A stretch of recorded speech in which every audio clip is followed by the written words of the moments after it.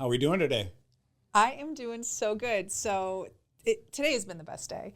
We just finished watching the episode of You and I Yeah. on the show New House, No Debt, and it was so exciting. All the days that we shot, all the work leading up to it, all the work leading up to the premiere, not to mention the pre-production, and to actually see us on TV was so crazy. It was so weird. How did you feel? It was really trippy. I thought they did an amazing job with the episode. I'm psyched for this one that we're about to do now. Yeah. Tell us. Well, I thought it would be a great idea to have the executive producer and showrunner of that show, New House, No Debt, with us in the studio. I mean, he's via Zoom, but Sure. there's so much that goes into a television show and so much that went into this show. And I just thought it'd be really cool for everyone at home to kind of get a little bit of behind the scenes of what a showrunner and executive producer does. So it seems so apropos after seeing our episode to have Dean Ollins in the studio with us. Let's do it. Roll the music. Check the mic and make sure it sound right, boys. Hey listeners, ever wonder what it would be like to blow up your comfort zone at the tender age of 50? Well, we did just that. When our last kid went off to college, we hit the road in search of a new hometown. Now we bounce from city to city and bring you along for the ride. This is the Skip Town All-Stars podcast. What's up, All-Stars? Welcome back to another episode of Skip Town All-Stars Travel Podcast. How we doing? Doing great. Good. I already know that you are psyched and you're ready to go on this, so we're not going to spend too much time, but want to remind everybody to like and subscribe. Please hit those buttons. Give us a rating on Spotify. Give us a review on Apple Podcasts. It all helps out the show quite a bit, and we definitely appreciate all of your interaction on our socials as well. Do it. We'd love you if you do. We are recording today in the Podcast Doctor Studios in Orlando, Florida with producer extraordinaire Phil. How we doing, Phil? What is going on, guys? I'm so happy to be here. Aw, we're happy to have It's my you. favorite time. One of my favorite shows. Love it. Phil, do you say that to everybody? I do not. I'm going to have to watch all of his podcasts now and see if he says that to everybody. I know. No, I get when really I mad don't if say it, when I don't say it is when you know it's not. Okay. You know what? That's true. We'll take it. We're glad to be part of your repertoire. Today we have a really special episode for you as well as everybody else. I'm psyched because we have none other than Dean Ollins, executive producer and showrunner, in the studio today. He is the executive producer and showrunner of a little show that we had the privilege to be on called New House, No Debt. Please welcome to the show, Mr. Dean Ollins. How are you? Thanks for joining us. Hey guys, how are you? Thank you for waking up early out on the West Coast to be a part of this. Appreciate it. I couldn't wait. I couldn't even wait to see you guys. I mean, it's so surreal to actually, you and I have worked together and known each other for about 5 years, but we've never actually seen each other in person, which is the weirdest thing. True We statement. did, a project entirely by Zoom, Yep. and then to watch you, to use your word, gallivant around on New House, No Debt for 4 days, looking at homes was crazy. And Denise, you and I Zoomed once at the beginning of this whole process, which feels like 300 years ago. And so this is, I'm watching you gallivant around, and I've also seen all the outtakes, which I know there are some fun little outtakes that you guys will never see. But to see a married couple out and about doing their thing is very special. So anyway, it's very surreal. Our entire existence, takes place inside of these boxes, but I feel like you guys are family friends at this point. I do feel like you probably know us a little bit better than we know you, with all the hours of footage that you watched going through our episode. Yeah, that's a common thing. There have been a few times in my career where by sheer happenstance I'd bump into somebody who had been on one of my shows, at a farmer's market or whatever, and I'd go up and talk to them and talk about things that they may have talked about in passing 6 months ago while shooting the show. And they'll look at me like, how'd you get inside my brain? I have to remember sometimes that, this is a unique power we have doing these shows. Sometimes it gets a little blurry between time and space and the entire time-space continuum. It definitely does. But to help you with that a little bit today, I actually wore the shirt for this show that I wore on the episode of New House, No Debt. I know this shirt has a shelf life because when our friends watch the episode, they've already reported back to me that I'm wearing the Charlie Sheen 2.5 Men shirt. And I know you're probably tired of looking at it. And after this episode, I'll probably never be able to wear it again. So sorry about the repeat attire, but we're looking forward to talking with you today. No, it makes them feel right Well, at if you home. retire it, send it to me and I'll frame it and I'll put it in my office. It'll be a reminder of the time we spent together. Oh my gosh, for sure. Okay, well, without further ado, why don't you give us a little bit of bio and how you got started in the television industry? Well, how much time do we have? Because, I've had a very sort of unusual career. I've had sort of three different weird phases of my career where I started out writing feature films and then segued into scripted comedy in the 90s and then got into unscripted stuff a little bit after that. Wow. And so, I've been knocking around for quite a while. I actually didn't even start doing unscripted TV until I was in my 30s. Okay. Early 30s. Wait, So, so you were writing, hold on, you were writing feature films then when you were like 10? Because you look like you had two careers in your 20s. Okay, I don't even understand this because he looks like he's in his 40s. So I how know. the heck were you like, explain this right now, Dean? Like, were you really writing feature films when you were 10? You were very, very kind. I'm a little older than in my 40s, but yeah, I was lucky. So I went to USC. I started out, I came from the Atlanta area and I went to USC. It started out, and I was about 17 when I came out here to LA.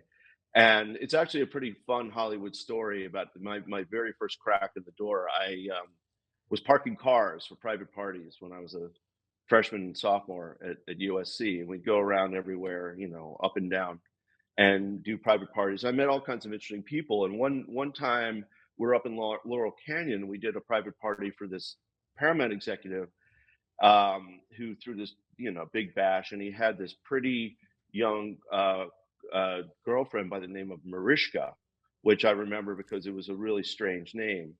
And she was sort of like a wannabe actress, or not a wannabe, but like a unproven actress and all of that.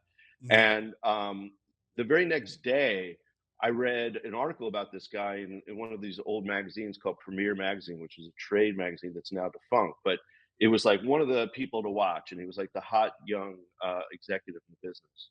So I drove back to his house, knocked on his door, and basically said, "Hey, can I have a job?" And he said, call my assistant." And I called his assistant, I think, every day for about a month. And finally, she got tired of me bothering her, and she gave me a job reading scripts. And once I started doing that, one thing led to another, and that led to me working with a small production company right after I graduated. So I was 22. Nice. By the way, that guy, had an interesting career, but he eventually, faded out for reasons that I don't know were a little complicated. But that his pretty young girlfriend, no one ever heard from her again. She got a little job on the show called Law and Order, I knew it. and I think that no, I knew ran it. for. Yep. I was gonna say, I was So gonna yeah, bust your story. I was like, wait, is it who I think Is it that is? Mariska Hargitay? Yeah, Yeah, how many Marishkas are it there? I was. know. Yeah. Yeah, so I met her when she was. I mean, she had to be in her early 20s at the time, or mid 20s, and she was coming up and all that. So he fizzled out. She did okay, and I started working with various production companies. And one of the things that happened was that young production company gave me a chance to develop a screenplay based on the life of Howard Hughes. Oh, wow. And they paid me a very small amount of money, but I did all the research, and I spent about 3 years trying to hack together this biography of Howard Hughes, and eventually it didn't really go anywhere. But a few years later, when Martin Scorsese was putting together The Aviator, he sort of bought up all the various properties, the various Howard Hughes properties, and one of them was my script. I don't think they Wow. used it or looked at it or whatever, but there's actually a pretty funny article in the New York Times that talks about the eventual writer of The Aviator and how unusual it was that he got solo credit on a movie of that size, and Mhm. it mentioned me, and that several other people had taken a stab at at that project. But Wow, you're in the Cool. same article with Martin Scorsese and the writer of The Aviator. The Aviator. That's pretty impressive, Dean. And that yeah, was what, you were 23? I was about 23. Yeah, Okay, I but think so we're the done here. I think sequel to this show that is over. story. Like, Yeah, it's like, how are we gonna? I Well, there's a know. funny sequel to that story. Again, how much time do you have? Because I can tell stories all day. But the funny sequel to that was while I was working on that project, these two comedy writers, these two young comedy writers, moved in next door in the building that I was working in, and they were a little older than me, and they had a couple of jobs, working on various shows, but hadn't really done much. And they took a liking to me, probably because I was just so young and dumb and whatever, and I sort of became like their little buddy or whatever. And by some fluke or whatever it was, by their own admission, they sold a comedy pilot to Castle Rock, which at the time was producing Seinfeld. Okay. So they got the show picked up, and they got the show put in a great time slot on that Friends Seinfeld I guess it was a Thursday Thursday night, night. It was right? a Must watch Thursday night. TV. Yeah. Yeah. Uh-huh. Yeah. And so they said, "Hey, do you want to come and learn, the comedy writing business, sort of basically be an apprentice or whatever?" And so I did that, and I went over with them, and I was their script assistant. And I learned, an unbelievable amount from them about story and structure and character and this and that. And I thought, and then at the end of the show got renewed, and they What gave show me a is chance to it? write No, an you have to episode. tell us what show it Oh, is. it was called Boston Common. It was Of a little under the course. radar on NBC. Like, Stop it's just a it. little But show but called that's not Boston the Common. best part of the story. Oh That's my not the God. best part of the story. So they gave me a chance to write an episode, and I did it with my best friend. And they shot it, and it aired, and I thought, oh man, I got it made, And then the show was promptly canceled. Mm. So those guys, because they'd done pretty well with that, they went into this little deal with NBC and started working on other projects, and I stayed in touch with them. And one day, this was around 97, I went up and had lunch with them, and they were very excited, and they started telling me about this pilot that they were working on, and they sort of pitched it to me. And they pitched it out, and I go, guys, I don't know. I mean, I don't know anybody who'd ever want to watch that show. And they just sort of smiled and whatever.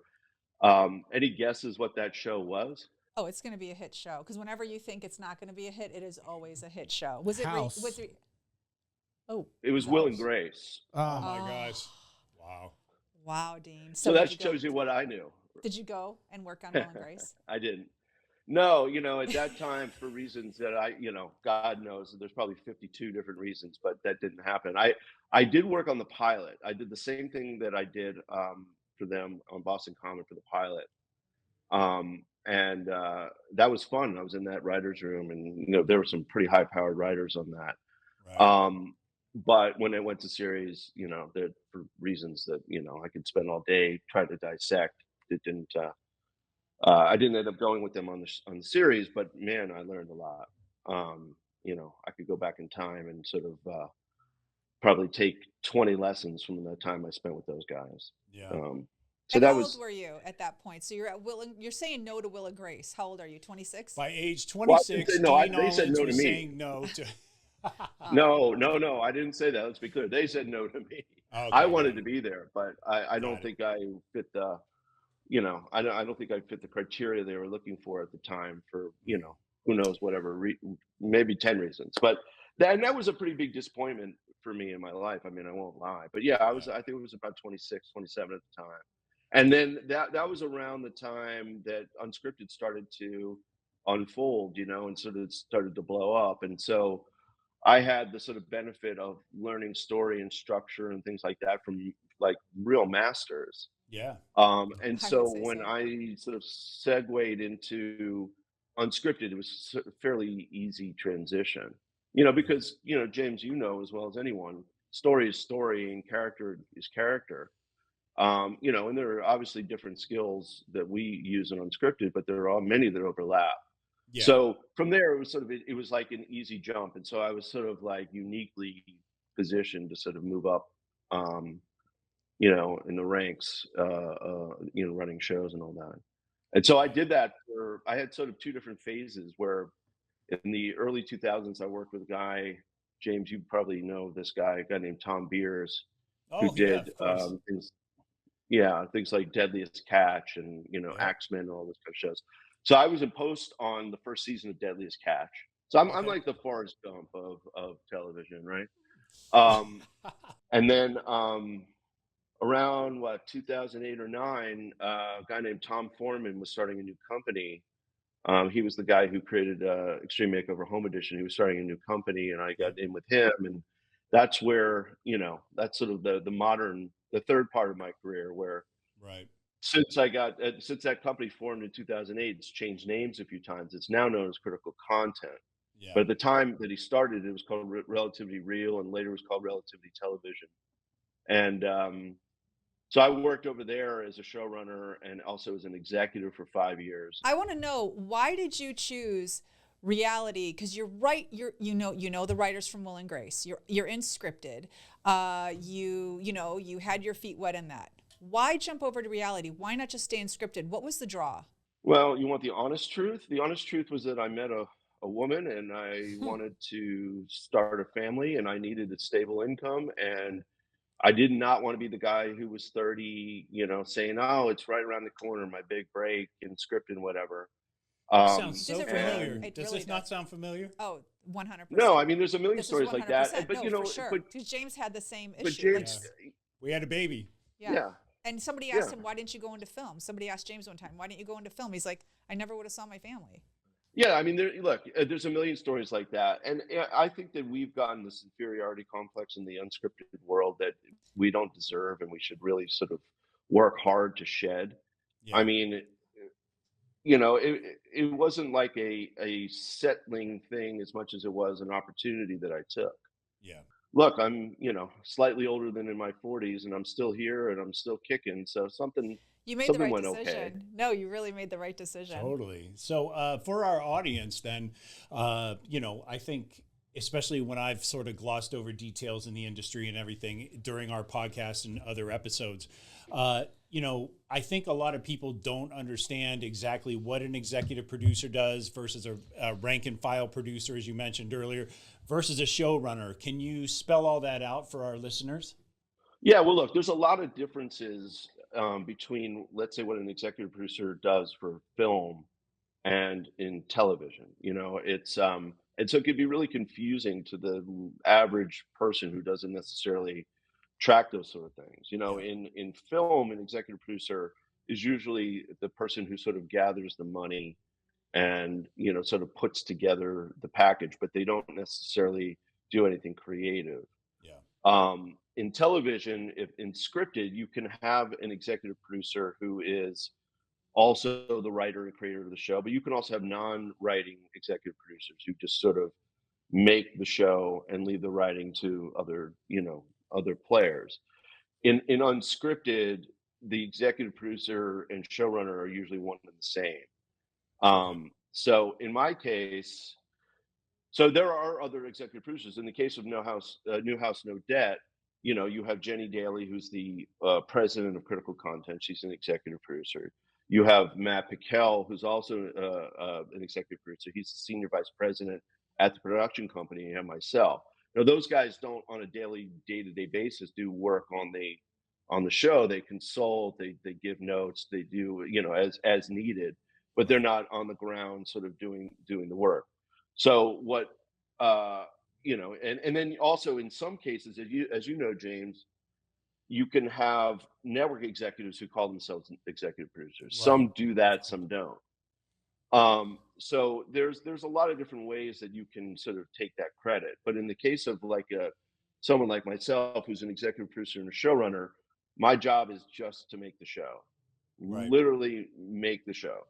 Are you the And idea? so Is I the hire. showrunner also the idea person? I always thought the showrunner was the creator. Am I wrong with that, Dean? No, you are wrong with that. And I say that with love. That's a scripted thing. Okay. That's a scripted thing, right? So a guy like David Chase, creates The Sopranos, and he's the executive producer, and he's the creator. In my case, I was hired to execute the show.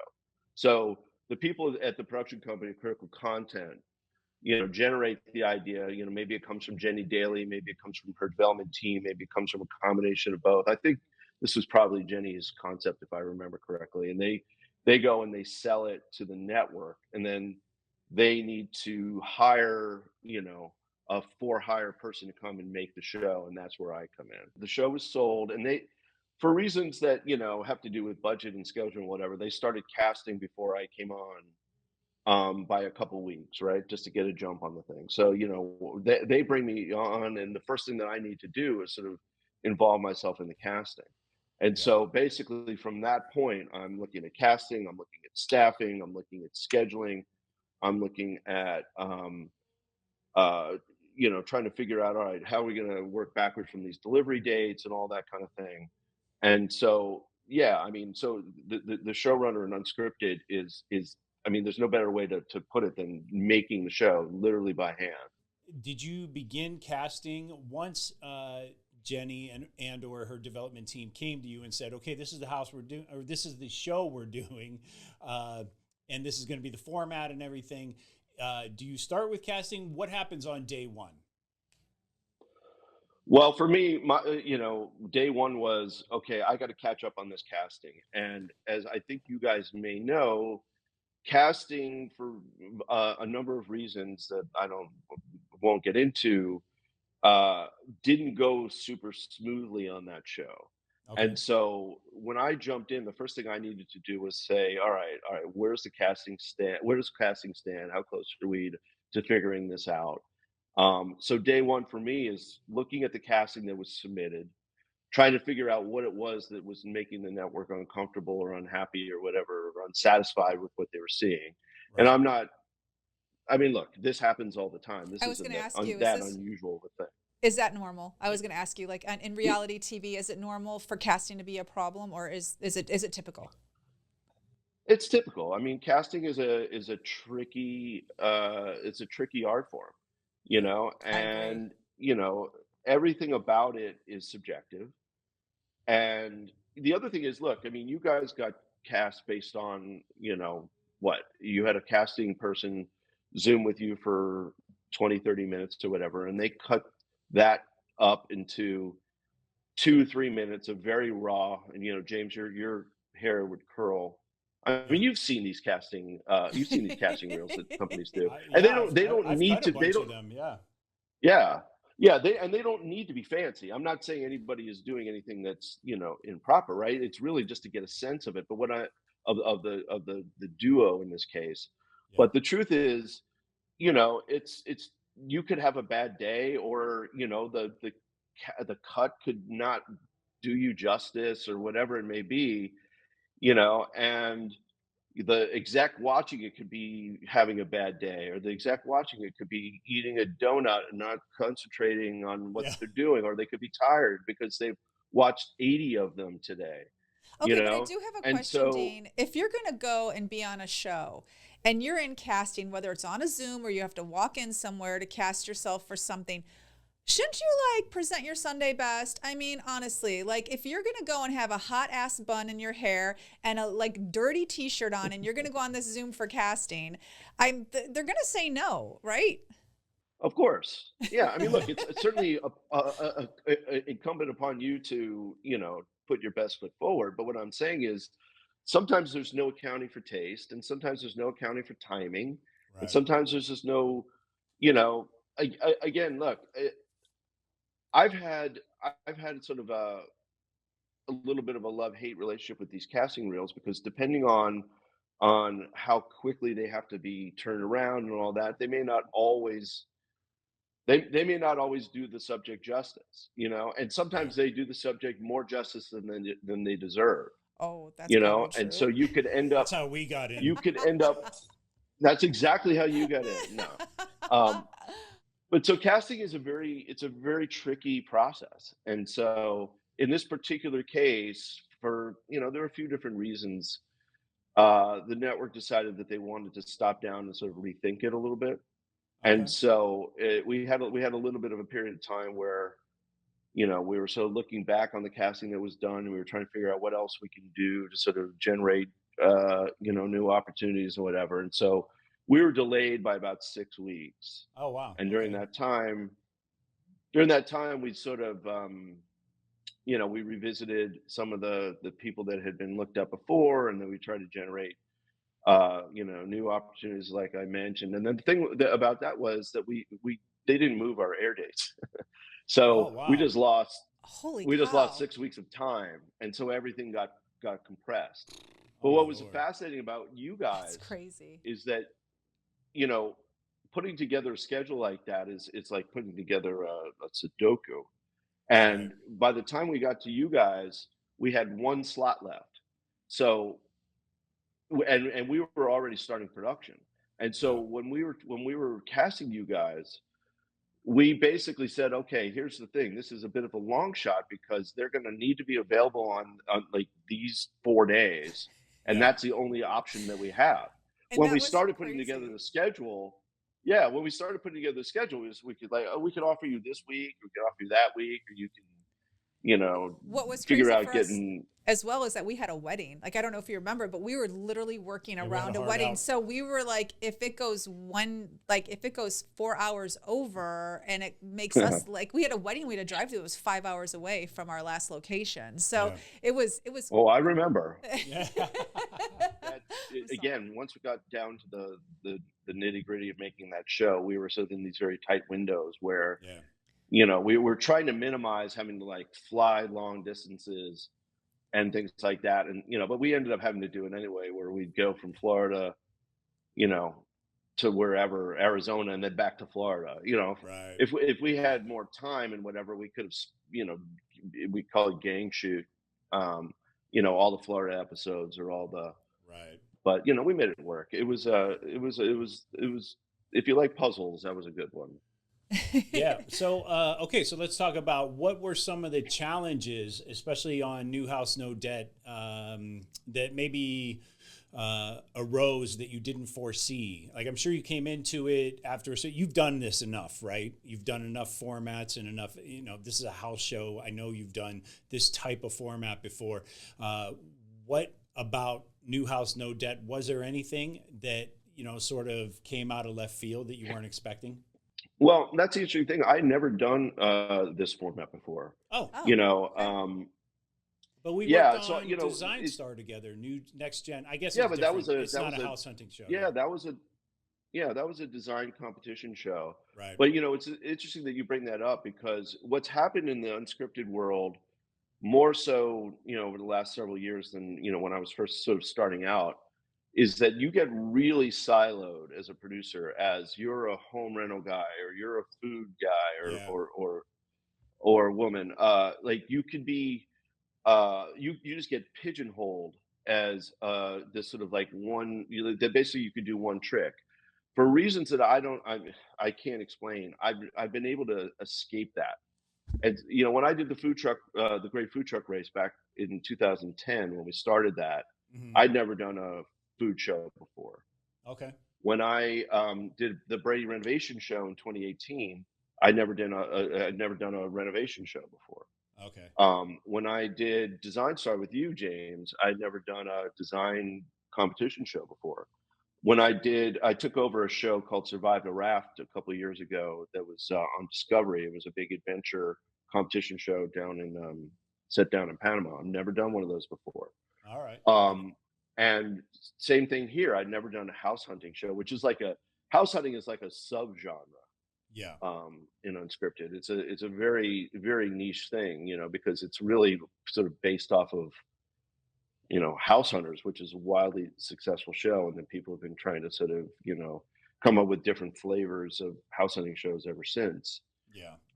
But I'd never done that specific thing, but I always knew that I could do it, and I always have been able to do whatever the genre is. Just but most people I know don't get the chance. And when I was an executive at Relativity and Critical, same thing. I would hire people to run pilots, and generally speaking, the network would be like, all right, well, you need to find somebody who's done a barbecue show before to do this barbecue pilot.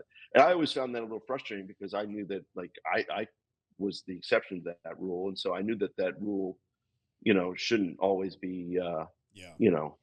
stuck to all the time. But Hmm. um, so to answer your question, there were a lot of surprises for me, because people think, oh, these house hunting shows are really simple, right? Yeah. You look at House Hunters or whatever, and it's pretty straightforward. But there's a lot more that goes into it than people think. And the biggest thing is, and I'm sure you guys experienced this or sort of got a sense of it when you guys were down there, um, is that you it's one thing to we have to be able to find houses that fit your criteria, Hmm. that fit your price point, that we think you'd be interested in, but then they also have to be available on the day that we need them to be, and we also need permission to shoot there.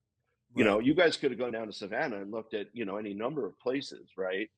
But it's almost like a very narrow window in terms of what we're actually able to shoot.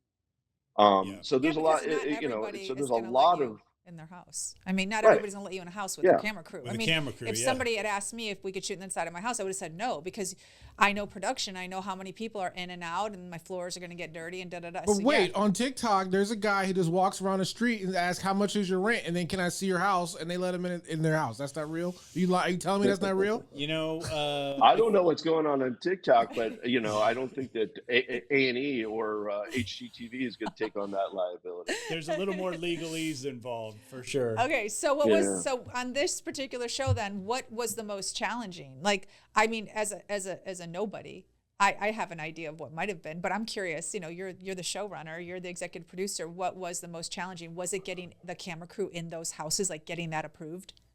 Well, yeah, I mean, it was basically being able to come up with a slate of homes that would interest the home buyers, um, that would fit into the schedule, where we could get the proper permissions. And you guys, the second Savannah house, would be a good example of that. That takes us about 4 or 5 hours to completely shoot, right? Yeah, And it's nobody not just knows that. because, I know, that's so crazy. It right? takes 4 hours per house, Phil. Did you know that to shoot that house? How many times y'all walking in and out of the same room? Twice, It's three not times. that. It's not that. We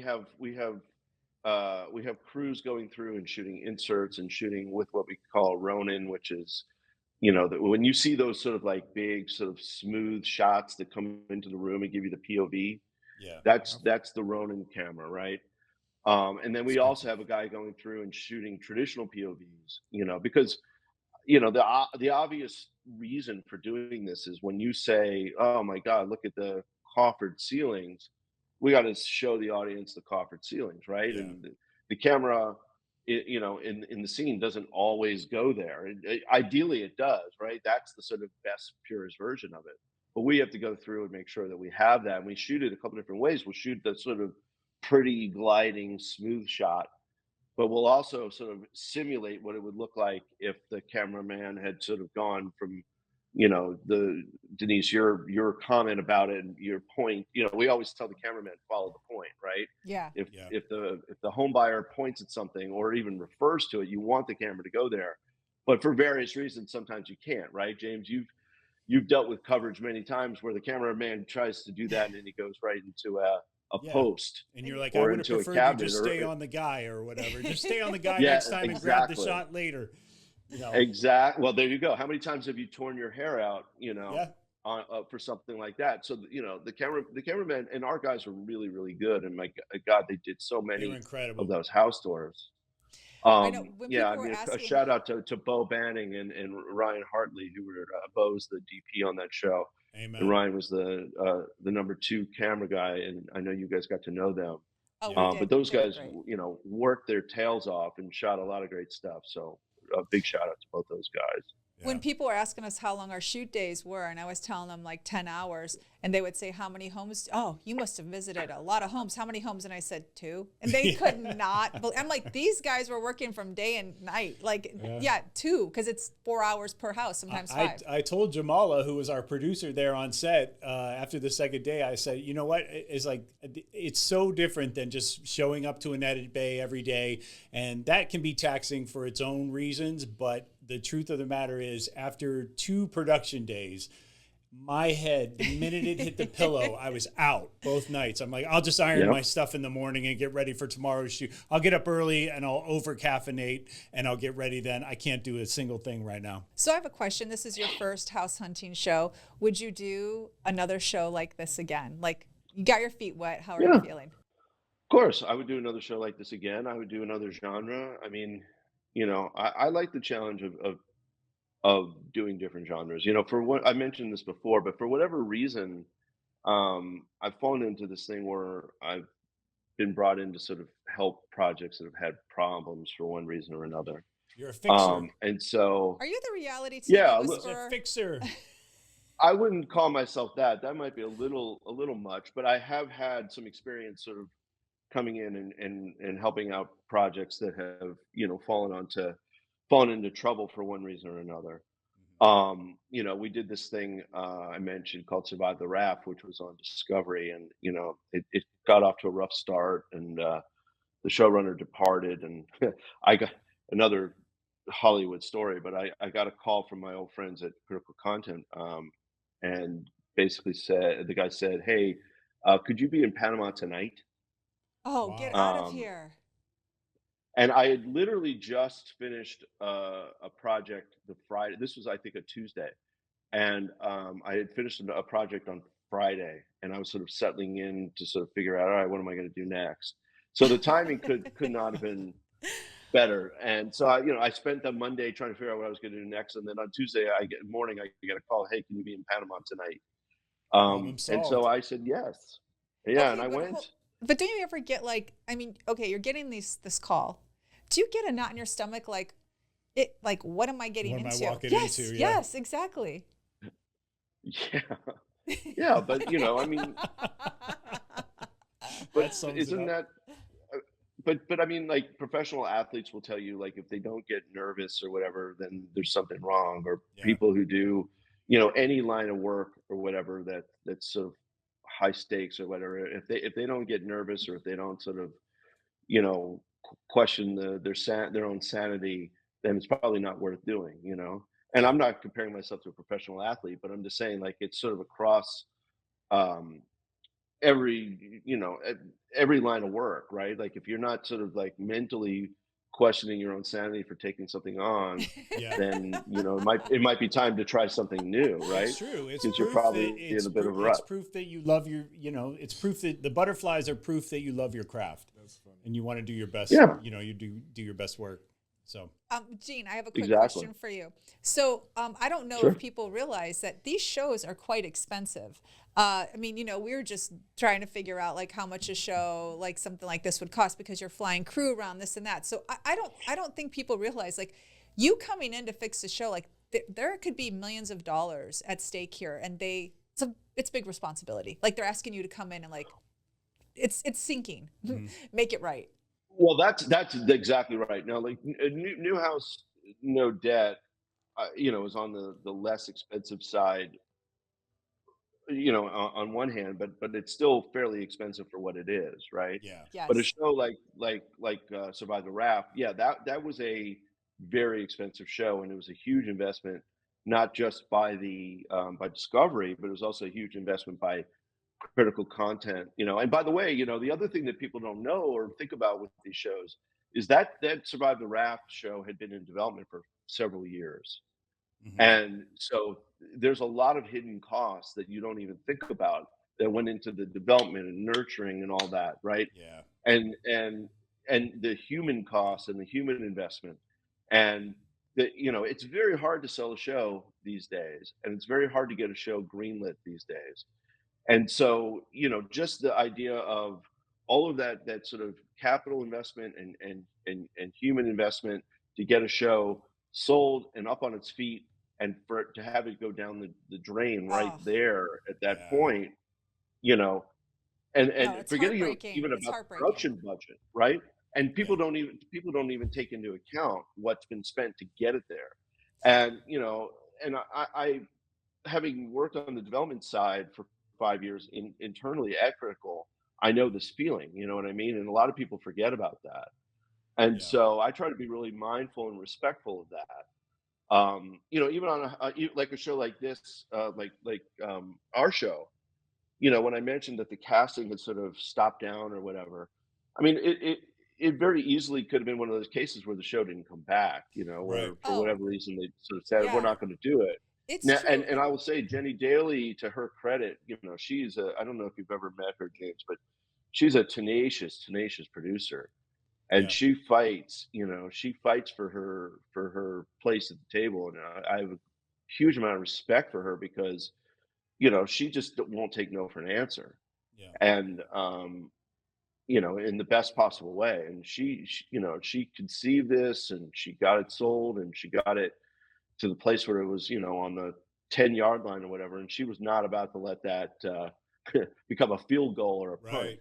And it easily could Um, have. Like when you had said that there was a stop down in casting, the one thing I thought immediately, and I'm sure you did too, was like, it could have been so easy for an executive at A&E to be like, you know what, let's just table this for now. Like it's too much of a headache. So to work out of that is incredible. Yeah. Well, yes, that credit needs to go to the execs at Critical, for stepping up and saying, we're not going to allow that to happen. But you're 100% right, Denise. That I'm sure that conversation was had, Oh, yeah. and they said no, we're not going to let that happen. And we brought in a different casting group, the group that you interacted with, Jackie Shakta and her team, and they did a great job under Yep. really, really tight, schedule. And we basically made it so that the network couldn't or wouldn't say no. They wouldn't want to because we had the casting and we had the concept and we had the budget under control, and off we went. And so yeah, I mean that show was sort of willed into existence, sort of against the odds, I guess you'll say. It Yeah. was a fun Um, show. So, I mean, not knowing any behind the scenes, we had a blast shooting it. And it's gorgeous. It Yeah. looks great. It looks fantastic on a screen. Yeah. but that's also that's an interesting thing because we talked a little earlier about, okay, what are the nuances in a house hunting show rather, and that's one of them, right? Because there's a school of thought that certain house hunting shows are only about the property. Right. Right? And not that the couple or the duo or the house hunters are not important, but it's the real estate's stupid. We felt that obviously that was super important, but um we really wanted to make sure that the stories of the duos, the house hunters, Yeah. felt relatable and really connected with the viewers because we wanted people to see themselves somewhere. It may not be Denise and James, but it might be Royanne and Ted, or it might be Sean and Audra, or it could be I loved Carla everyone that and was on the Troy. show. I thought the casting was great too. I did too. Yeah, I liked really every liked episode. it. Yeah, I liked everyone. I really did. I mean, there was some that you connect with more than others, but yeah, I Right. felt they were all relatable, Dean. I really did. And I was going to say, just not just the houses, but I feel like, especially somebody who does a travel podcast, I feel like the beauty shots of each city, every episode, just the drone shots and these like Yeah. in town, like sort of slice of life B-roll shots that you're seeing in there. Really, I felt like. Because Denise and I particularly love Savannah and Covington, I felt like the show revealed both of those places in the best light, and nobody's going to come back and say, "Who are these knuckleheads that like this town?" No. But So thanks Right. for that, Dean. yeah, thank you for that. But I do have a quick question for you, and that is, do you pitch your own shows, and whether you do or you don't, are you sensing any trends? Like, is there a genre that's hotter than another genre right now? Is there sort of a format that's fallen by the wayside? Like people aren't really asking for this right now, in the same fashion that you see in the movie industry?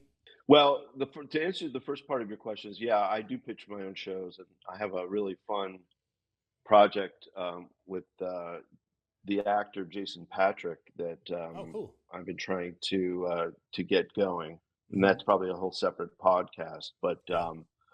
that I'm probably not the right person to ask about trends, just because I'm the kind of guy who just sort of like puts my head down and does a project for 6 months and then looks up and says, "Oh, what happened?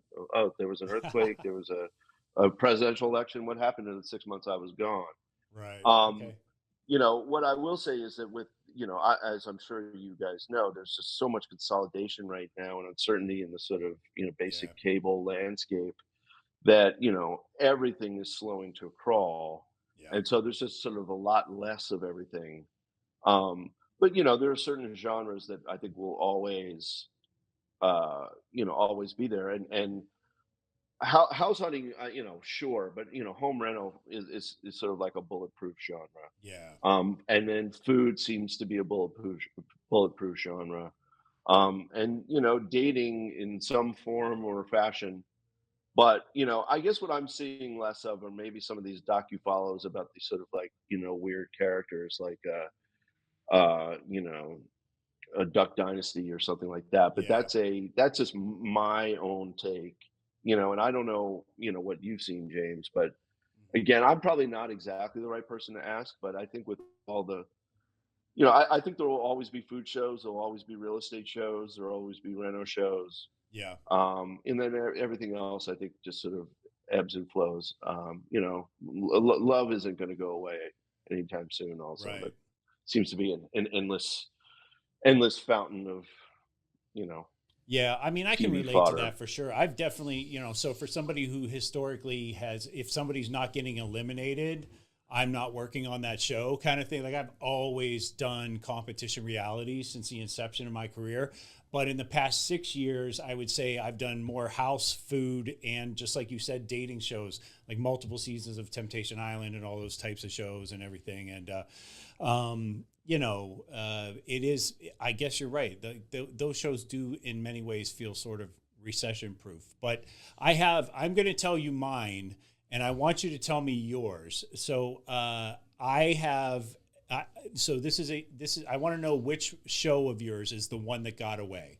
Like, do you feel like you have a show that got away where you're like, dang, I can't believe I passed on this and I didn't make it, or I didn't take the show when it was presented to me?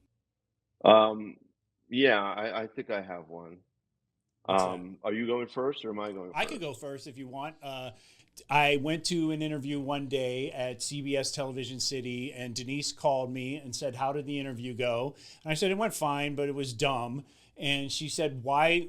What was it?" And I said, "I don't know. It's just like stupid show where people dance with celebrities." Oh, And he didn't take it. And He I didn't didn't take take it. I didn't take it. I was like, this is dumb. And I mean, I had another, it was like, it was when there was a wealth of shows to choose from, but I feel like in many ways I picked the wrong one on that one. I could have been on Dancing Well, with what the did you Stars. do? What did you do instead? I stayed put at America's Next Top Model, and I think I lasted another, and then I went on to Project Runway. So I have no complaints, but I'm just saying, like, that's one where I'm like, I don't know, like I may have chosen that one because that one's still kind of going, right? Yeah, it Yeah. still is. Wait, Dean, I've got one for you before you say. A friend of mine who worked in was a producer for many years. She worked on Behind the Music when Behind the Music was hot. Like everyone was hunkering down to watch Behind the Music when it would air on like Sundays or whatever. Yeah, VH1. Yeah, and she Sure, was, sure. she worked with an editor who was gonna jump ship, and she went into the bay with him, and she said he was a great editor, and we just didn't want to lose him. And she said she sat down with him, and she said, "Why are you leaving? Like, what show are you going to?" And he said, "Well, it's not a show yet. It's just a pilot, but I think it's really cool. It's about people that are like dropped on this island and they have to survive for themselves for like 40 days." And she goes, "That's the dumbest thing I've ever heard." 36, 40 seasons later, whatever they're on. Oh my God. She always talks about it too. She's like, when he told me this stupid idea of people getting dropped on this island and having to fend for Survivor. themselves. Okay, so what's yours, Dean? That's a little like my Will and Grace story, right? It is. It Um, is. So, I mean, I don't have necessarily as dramatic a story as that. I was offered the chance to take over Deadliest Catch, after the first season or whatever, and I was like, yeah, I have this other show that I want to do. It's this ballroom dancing show that was not Dancing with the Stars. Uh-huh. So, I mean, that was definitely one that if I had gone down that path, that probably would have been interesting to say the least. But Yeah. I don't know. I wasn't the guy who wanted to go up and be on a crab fishing boat in Alaska and that kind of thing. Right. Yes. I'd gotten into the unscripted side because I wanted to have a family, and by then I did. And so I don't know that I was hot to do anything like that. Right. So that's probably the closest one. Okay. And then a couple years ago, I was doing I was doing this, or I got the opportunity to do this sort of private thing that was funded by one of the governments in the Middle East, and I did it with some interesting people and all that. But at the same time, I was also offered that CBS home rental show with Michelle Taylor, and I was sort of weighing the two. And I opted for the private thing, but the CBS show is still going, so that might have been a mistake. Right. Although I got to go to Abu Dhabi, which was a once in a lifetime thing. Yeah. So maybe it was definitely worth it. But that was one of those things where now where everything is slowing down, that show's still going. I go, oh, it might be nice to actually be in a fourth season of a show on CBS, but them's the breaks, right? Those are the breaks, and you know what? It's all relative, and it's really hard to complain when when you've had so many great shows and great people to work with over the years. When I left Critical after being a development executive for a while, this was in early 2018, like March or April. I was looking for something to do. I'd done a little bit of development, and one day I woke up and I saw one of the trades. HGTV buys Brady House for $3.5 million. Mm-hmm.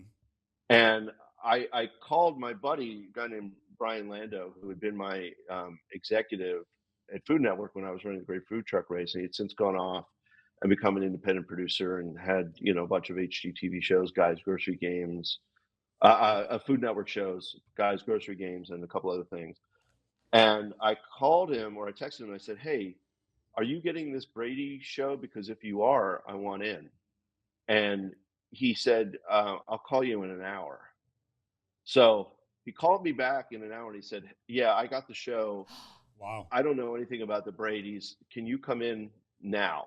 That's awesome. So I drove over there. And I was a big huge Brady fan growing up. And so I drove over there, and we sat and we hacked out a 2 or 3 line log line to go back to HGTV and say, this is the show that we could do. And that's how that started. And that led to a really magical year for me. Probably the highlight of my career was working on the Brady Renovation show.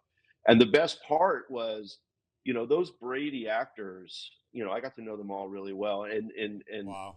When I was a kid, I felt like they were my friends. Of course. We all did. Yeah. And to get to know all of them, and they're all great. All 6 of them are great.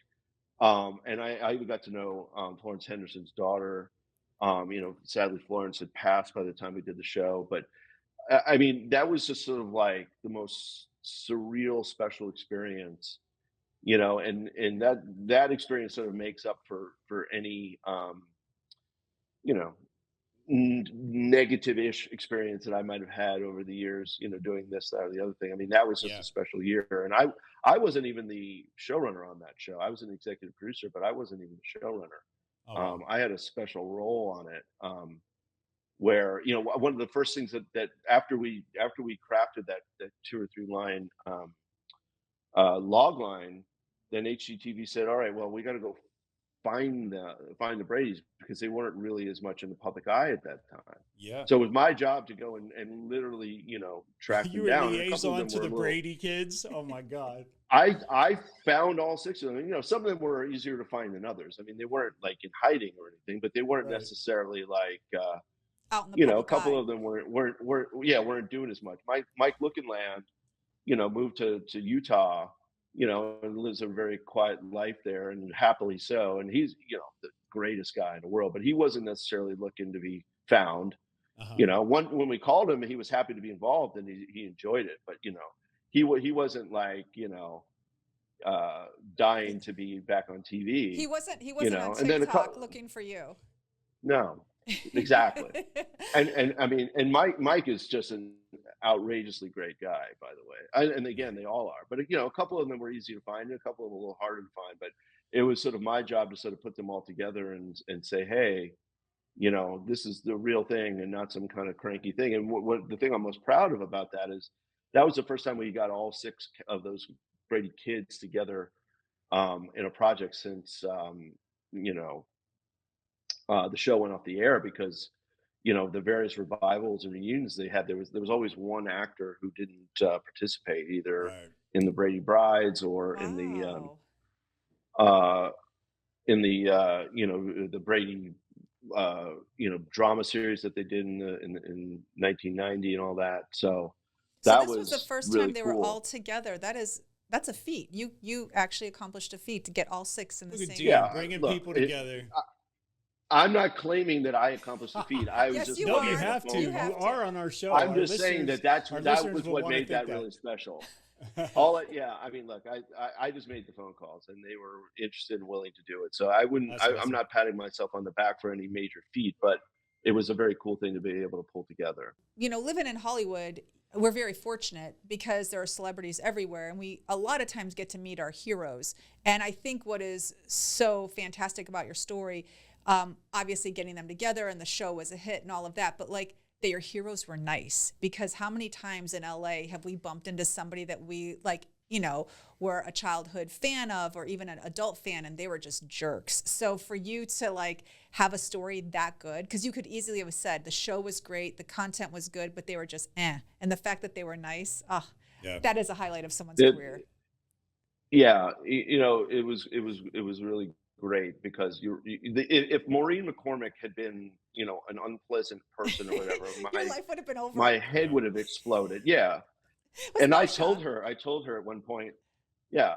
And I told her at one point, it's like, if I can go back in time and tell my 12-year-old self that I'm like now sitting here as an adult, hanging out with you, talking to you, being, friends with you, whatever, I would literally have passed out, because, Yeah. and I'm not trying to say that in like a creepy way. No. I'm just trying to say it in like she was, all 6 of them were just like, they felt like they were your friends. Yeah. And so it was all 6 of them were really fantastic, and it was just a special experience across the board. And the HGTV cast also, all those people, the Property Brothers and the Good Bones ladies, and I mean, everybody who was involved were, they were just really, really great to work with. Quick question then. So we're back in 2024. What is do you have a guilty pleasure or a particular show or series that you love now that, Unscripted? Yeah. Yeah, reality TV. I want to know what your Reality. guilty pleasure is when you close your office door. And are you watching the Kardashians? I want to know. Are you watching Chrisley Knows Best reruns? This is going to be an unpopular thing to say, but I keep a little bit of a separation. I don't take my work home with me. And so I don't really watch unscripted television for pleasure, Oh, you're so boring. And, Stop it. Just like me. You're I don't so do it boring. either. Stop it. I don't can't do it. even. No. Sports and movies and Netflix.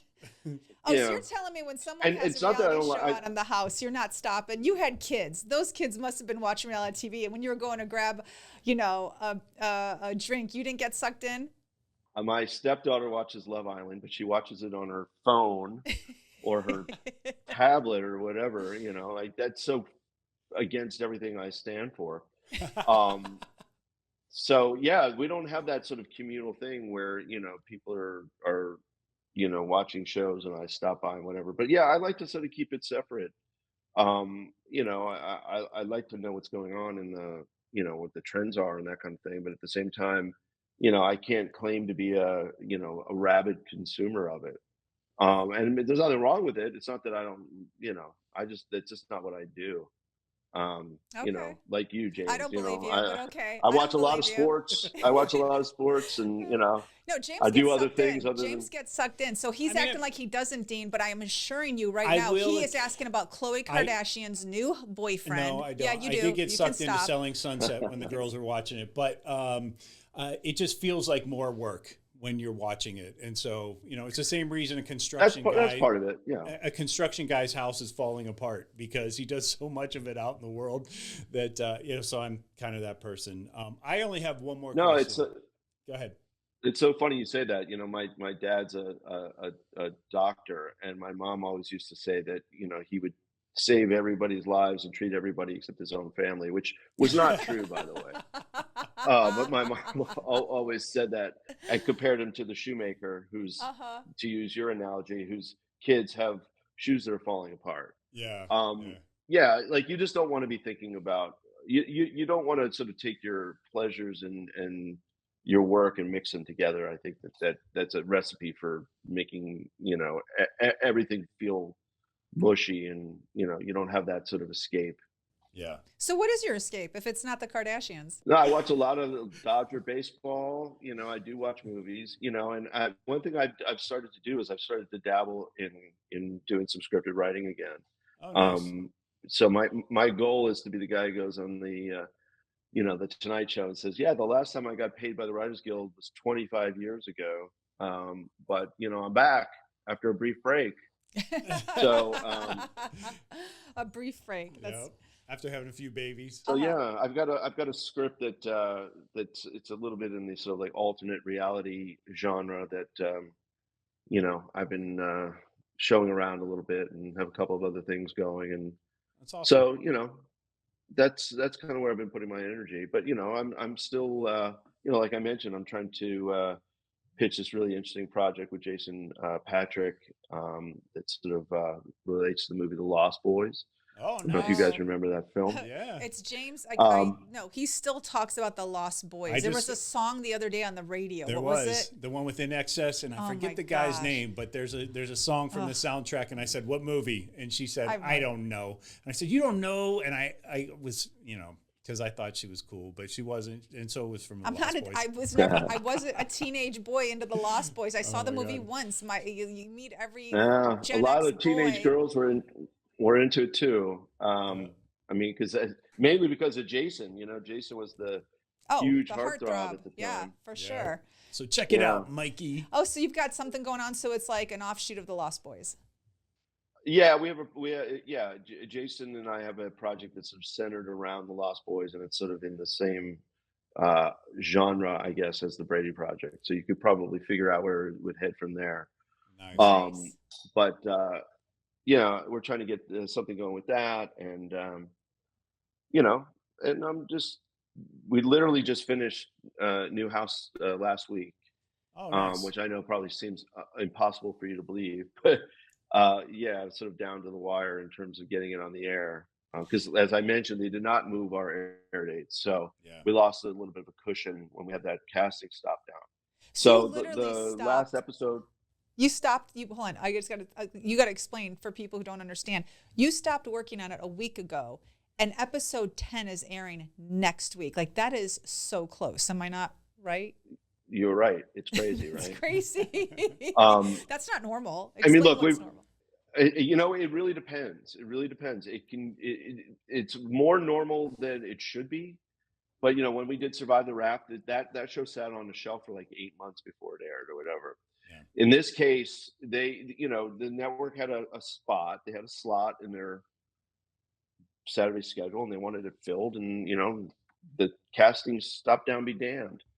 So we scrambled. It was tight. It was we were at one point down to I think 6 days. We were delivering episodes 6 days before they aired. Wow. Holy and then cow. we got a little bit of air, and I think now we got it up to like 9 or 10. But that's the most that we've had. So the last episode will air a week from today, and I put the last bit of color and audio mix, whatever, on it, whatever it was last Thursday. Yeah. So tight. Yeah. Okay, so I have one last question, and this is just more for the. I don't even know if it applies to the millennials in our, as far as our listeners goes, but we also have some Gen Zs who pop in. If a young person was going to move to Los Angeles and pursue a career in production right now, what would be your advice? Oh, That's a really good question. Um, I mean, I know what my advice would be prior to them moving to Los Angeles and trying to get into production, which I Okay, tell let's people have all it. the time, Yeah. is, well, if you're going to college or whatever, and you're thinking about you want to get into this business, my advice to everybody is to get as smart as you can get. Meaning, don't take a degree in film and television or whatever, because that you basically learn every skill you need, by doing it, by being in the workforce and doing it. What you can't, learn is like storytelling or character or fundamentals or things things that matter, like philosophy or Hmm. all the things that sort of go into making a person have the sort of wisdom and the ability to tell a story, and all the I guess, like, sort of the ingredients that you sort of put into the soup. you know Yeah. I could go out, and learn how to be on a set. I can, go out and learn how to even operate a camera, or even operate an Avid or Final Cut or whatever. But if you don't have the sort of wisdom and experience and smarts and all that kind of stuff, Yeah. just bump the camera. But if you don't have all the sort of ingredients that go into making you a well-rounded person, you won't do as well. And Right. so That's what I great tell people advice. is, get smart, go to college, get smart, and then you can come out and figure out how to, you know, like I did. I just, knocked on this exec's door and bugged this assistant until she gave me a job reading scripts. And I didn't know how to read script other than I just read it and decided whether I liked it or not. And then Right. eventually I just sort of learned, okay, so this is how you write script coverage or whatever. And one thing led to another, and I told you that story. Yeah. But if I didn't have the chops to do it, I never would have, been able to sort of take that next step. Yeah. And so that's my advice to anybody who says, "Oh, should I take a?" And I'm sure that the people who run the film majors will come after me for saying this, but that's my opinion. Got it. Oh, that's actually really good advice. It So, I is. mean, that's the first time I've heard that, because normally people are very much like they'll say, "Oh, start here or start there." So, really, honestly, like that's great advice. Thank you. When people ask, I always heads up like it. I think when you go to LA, then we're gonna wrap this up. But I think when you go to LA and you're fresh off the boat, um, you think it's easy. You think, I'm going to get there, I'm going to blow it out, I'm going to be this. And it's like you land and you're like, no, no. Everyone is like, no, no, get in line. And there's, 3,000 in front of you. I just think that it's, people think it's going to be one thing. When you get to LA, it's And I'd just say another whether thing. you're going to be an actor or whether you're going to be on a crew or whatever, there's always somebody that you're talking to in your new circles, which is usually like people who are maybe just at the same level or maybe a step up from you. Mm-hmm. And they all have their different angles and they all have their different philosophies. But generally, when you're brand new, the amount of people you're around who have actually made it and done it is generally pretty small. Yeah. So it's better to find the people, I would say, that are actually doing what you want to do. I mean, Dean, the way you approached it was brilliant. Like, you didn't waste any time. You weren't PAing for free on sets. You went right to the producer, knocked on his door, and was like, "Give me a job." Like, that's a Brett Ratner story right there. It is. I mean, like, It honestly, totally I'm is. like, God, that's like work smarter, not harder. But anyway. Well, but I think that's the thing. What I would say is, look, I've fought my way to the middle of this industry or whatever, but I've done it. I've done it by making my own luck. You know, that, or calling Brian Lando when I saw that the house had been Yeah, sold. The that's Brady house had been amazing. sold. I don't know if he would have called me or not. Maybe he would have, but you know what I mean. The other, I guess, the secondary piece of advice is, make your own luck. You gotta just keep your eyes and ears open, and Yeah. you just gotta fight for, because like you said, there's 3,000 people just like you, maybe more. And if you just find that one slight angle, no matter what it is, Yeah. that's going to differentiate you. And people who make their own luck, even still, look at me. I mean, I'm a perfectly average person in this business, but I've hung around. Without a couple of those breaks, I probably wouldn't have even had any longevity at all. Mhm. So, Yeah. sometimes luck is luck, and sometimes luck is what you make of it. Yeah. Agreed. Absolutely. Agreed. And I don't think that you're average. Yeah. I would not say that you're We average. That's very kind. Yeah, we do. We do. You brought the That's Bradys very together kind. for crying out loud, Dean.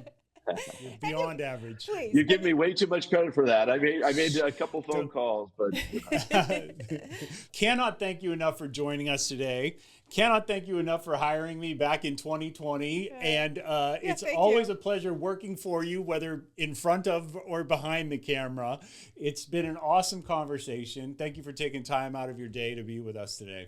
Yes, this was great. well, I was really glad to be here. Thank you for inviting me, and let me know how the continued search goes. You guys have a to be continued. That's a big deal on a house hunting show.